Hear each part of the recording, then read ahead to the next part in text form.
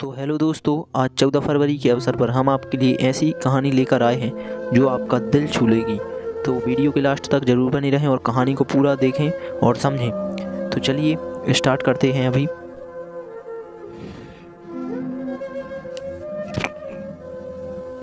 साथियों, 14 फरवरी को पुलवामा में हुए आतंकी आत्मघाती हमले में देश के 29 जवान शहीद हुए। हर जवान का परिवार आज दुख और गम के उस पड़ाव पर खड़ा है जिसकी भरपाई शायद ही कभी की जा सके। लेकिन इसी बीच देश के कोने कोने से शहीदों के परिवारों की हमें कई ऐसी कहानियां मिल रही हैं जो दिल को झकझोर कर रख देने वाली हैं।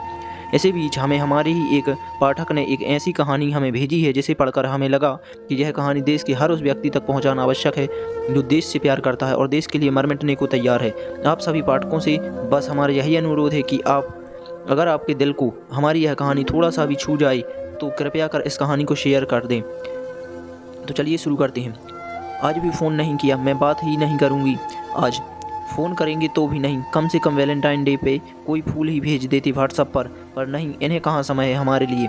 पिछली बार तो मेरे द्वारा कड़ाई करके दिल बनाया हुए रूमाल से बंदूक को घूंघट उड़ाकर उसे चूमते हुए फ़ोटो भेजी थी।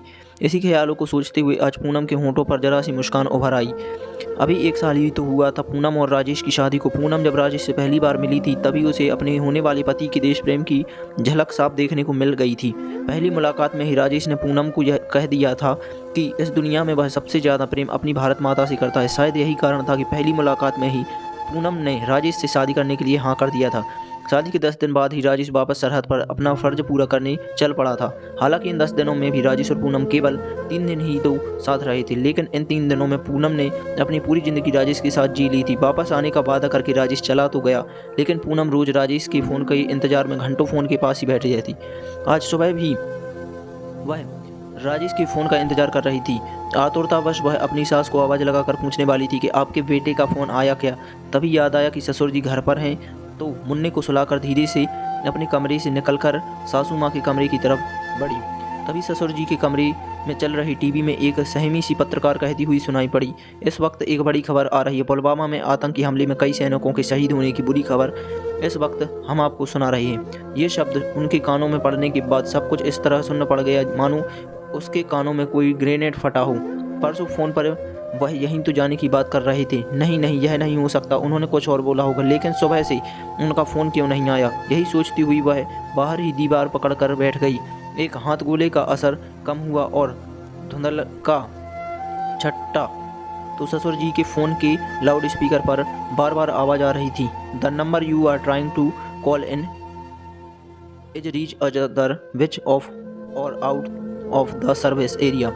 उसकी जब भी उनसे बात होती तो गाहे पुलवामा का नाम ही आता था।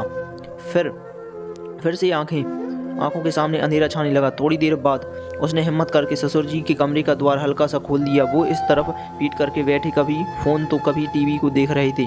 तभी तीसरा विस्फोट हुआ। समाचार चैनल का लाइव संवाददाता घटनास्थल की रिपोर्ट दे रहा था और तभी उसकी नज़र एक बंदूक पर पड़ी जिस पर एक खून से सना सफ़ेद रूमाल पड़ा था, जिस पर दिल का निशान देखते ही वो धड़ाम से गिर पड़ी। साथियों, पुलवामा में हुए आतंकी हमले से हम सबका मन आघात है।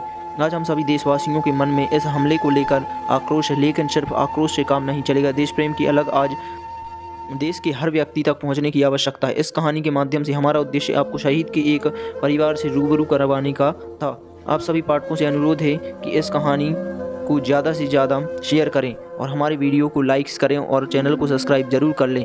हम आपके लिए ऐसे ही देश प्रेम वाली कहानियों को आगे भी लाते रहेंगे।